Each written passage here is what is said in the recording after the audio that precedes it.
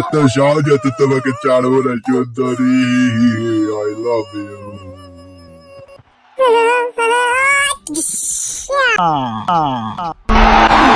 আমার কাছে এই কয়টা টাকা আছে, এই দিয়ে আমার কিছু খেতে হবে। আমার তো চ্যাম্পিয়ন হতে হবে, শরীরকে মজবুত রাখতে হবে।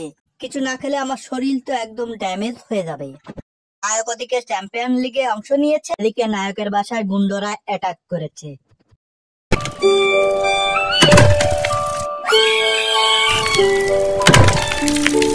ছেড়ে দে আমাদের দল ছেড়ে দে। ছেড়ে দে শয়তান, ছেড়ে দে, ছেড়ে দে আমাকে, ছেড়ে দে, তোরা তোরা খুবই বাজে, ছেড়ে দে। এত সহজে তো ছেড়ে দেব না সুন্দরী। আই লাভ ইউ সুন্দরী। মাইনা, তুমি কোথায়? দয়া করে তুমি বাড়ি চলে এসো। কেন, কি হয়েছে? আমরা একটা বড় বিপদে পড়ে গেছি। ইয়া ইয়া আর কোনো চিন্তা করো না, আমি চলে এসেছি। কান্না করো না তোমরা কেউ। আমি ভিলেনের বাড়ি পৌঁছে গেছি।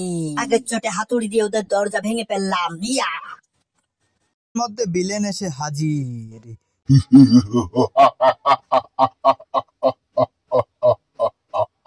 এই সাঙ্গ পাঙ্গ, ওকে ধরে ফেল। ছাড় আমাকে, ছাড়।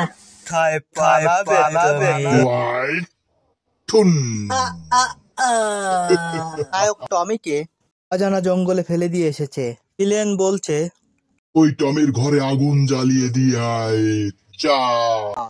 সৃষ্টিকর্তা, তুমি কি এসব কিছু দেখো না? আমি এখনো বেঁচে আছি।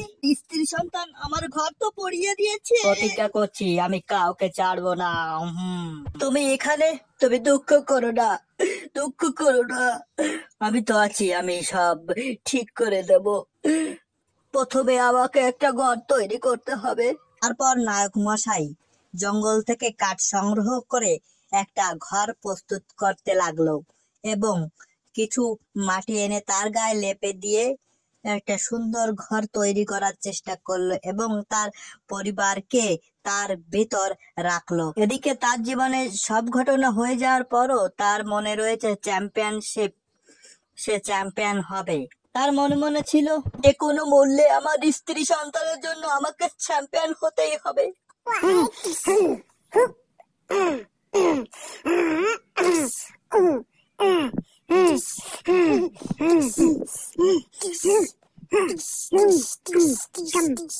আমি 100 কেজি উঠাতে পারছি, আমার অনেক শক্তি হয়ে গেছে। ইয়া, এক ঘুষিতে যদি আমি গাছের ফল পেড়ে ফেলতে পারি তাহলে আমি অনেক শক্তিমান, আমি অনেক শক্তিমান।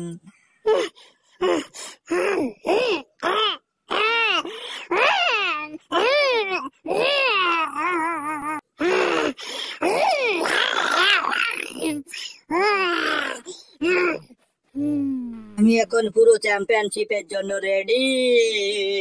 Come to the Punching Power Championship, where champions are made.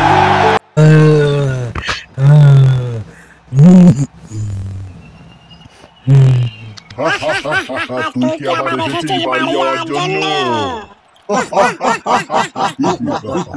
টমি প্রথমে সিংহর সাথে ঘুষি খেলতে আসে। প্রথমে টমি সিংহকে ঘুষি মারে।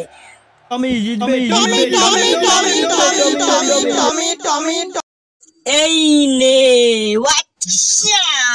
দাঁত কটা খুলে উড়ে গেল।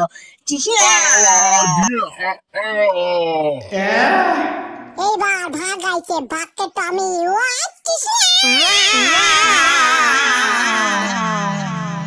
কি হলো? টমিরা তো শক্তি। আমরা তোকে ছাড়বো না। তারপর সাদা বাঘ আসে, সাদা বাঘকেও টমি এরকম দাঁতটা ছুটোই দেয়। তারপরে আসে কচ্ছপের রাজা, কচ্ছপের রাজারেও টমি এমন ঘুষি মারে ও সব ভুলে যায়, ওর জ্ঞান হারায় যায়। তারপরে টমি চ্যাম্পিয়নশিপ জিতে যায়, তারপরে ও সুখ শান্তি ফিরে আসে।